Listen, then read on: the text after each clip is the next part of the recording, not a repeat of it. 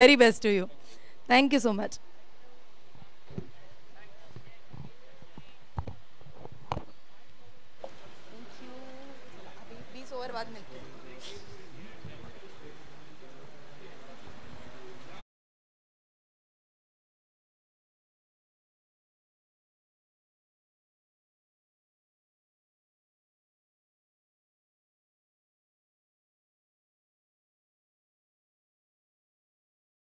स्वागत आहे SKCL T20 2025 season 1 मध्ये.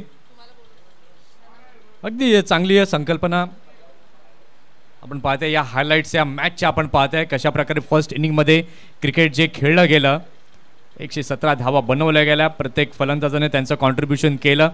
हे बघा कसे गॅपमध्ये हे शॉट्स खेळले गेले.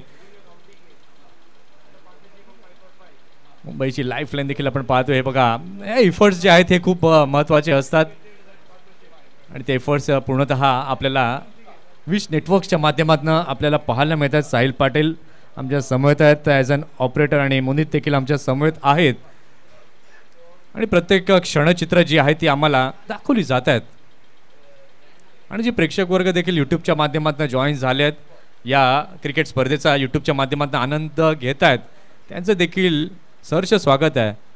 कारण की यूट्यूब हे एक असं माध्यम आहे की यूट्यूबने सर्व जगाला एकत्र आणलं आहे. आणि बघा सर, या गोष्टीचे दोन फायदे आहेत. एक चांगला देखील फायदा होऊ शकतो, त्याच्यातून काय घ्यायचं काय नाही घ्यायचं हे प्रत्येकानं विचार करायचा. हे बघा कशी ढोलेबाजी केली आणि फिल्डिंग देखील अगदी चांगल्या प्रकारची फर्स्ट इनिंगमध्ये आपल्याला पाहायला मिळाली.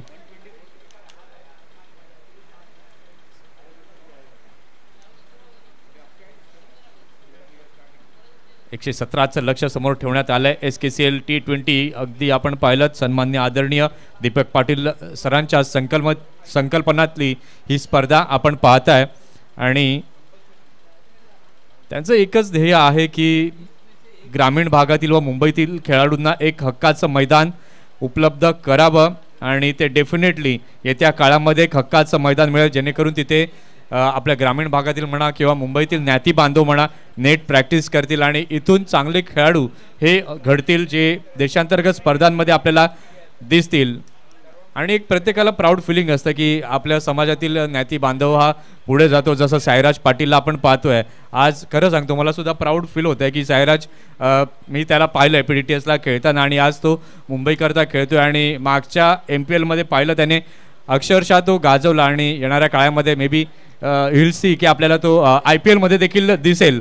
सो या शुभेच्छा बिपिन पाटील सरांसोबत आणि साईराज पाटील सोबत आहेत आणि त्यामागे बिपिन पाटील सरांची देखील खूप मेहनत आहे साईराजला घडवण्यासाठी.